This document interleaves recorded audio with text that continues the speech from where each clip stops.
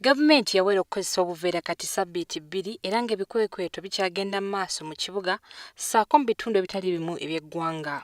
Yeno ssentebe ateera mu ntama George Mutabaazi asazaawo yenyigire mu lutalo luno oba obuveera.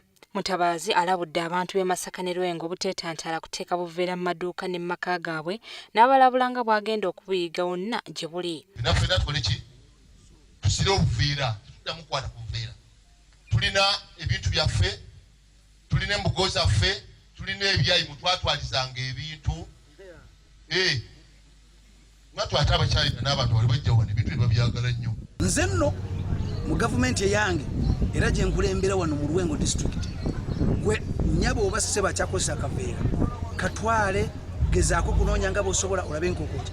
Ngenda okutandika okukola ekikwekweto okuyita mu dduuka, okuyita mu buli kifo kyonna ekisuubira okuba nga kirimu akaveera.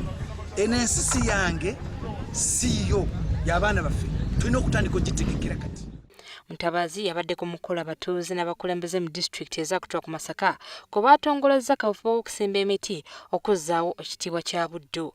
Kaweefube ono w'okusimba emiti mu mitwalo 7 atongolezeddwa ku ofiisi z'ekitongole kya Naro ekivunaanyizibwa ku kunoonyereza ku by'obulimi n'obulunzi e Kamennyamiggo mu Lwengo.